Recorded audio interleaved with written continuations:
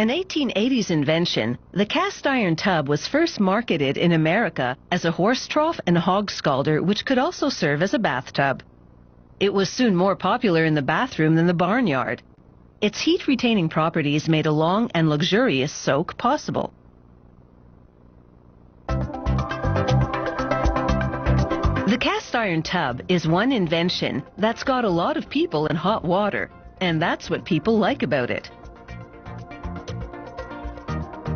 Today, they make cast iron tubs from scrap metal.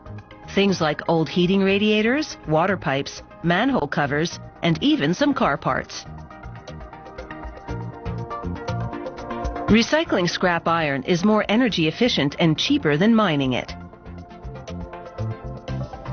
A powerful magnet at the end of a crane arm lifts the heavy iron from the scrap heap and transfers it to big trays known as charging pans. The charging pans deliver the scrap to a center trough. This trough is a scale. It weighs the scrap and releases it to a conveyor. The scrap heads into the bathtub factory. Inside, it flows directly into an enormous electric induction furnace, heated to over 1400 degrees Celsius. The scrap iron melts into a pool of liquid metal.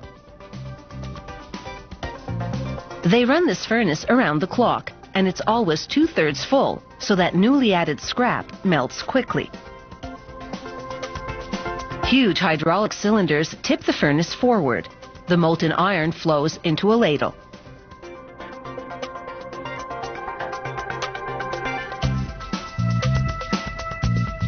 An overhead trolley carries the ladle brimming with the hot liquid metal to a holding furnace, which maintains its temperature until the next step.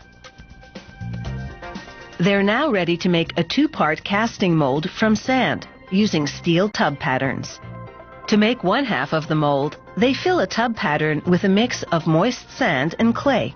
Hydraulic rams pack it down, and the mix takes the shape of the pattern. The clay is the bonding agent that causes the mix to hold the shape. Once the rams retract, the mold takes a trip under some blades that scrape off the excess sand. Machinery then lifts this half of the sand mold out of the steel pattern and transfers it to the other half of the mold prepared earlier. The two bathtub molds now come together, leaving a small gap between them.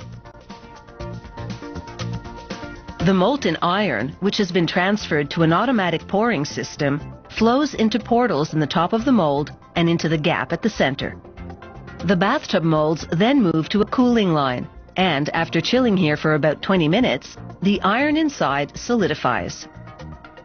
Then it's into a shaker device, which breaks apart the sand mold, revealing the newly cast iron bathtub. A robot retrieves the bathtub and stacks it.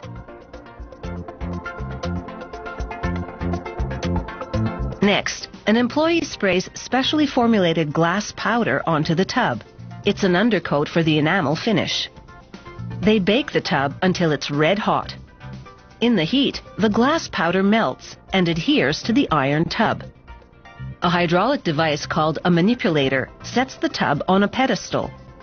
The pedestal swivels as they apply 2 more ground glass layers. These are the enamel top coats. On contact, the glass mixture melts onto the undercoat.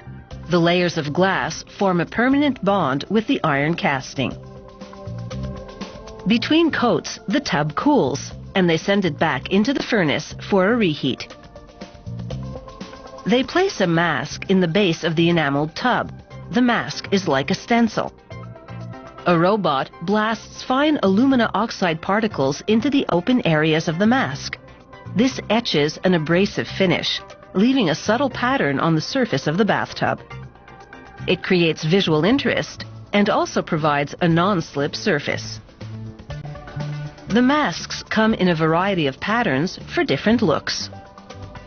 Whether it's a modern design or the traditional clawfoot one, these cast iron tubs should have no problem finding a home.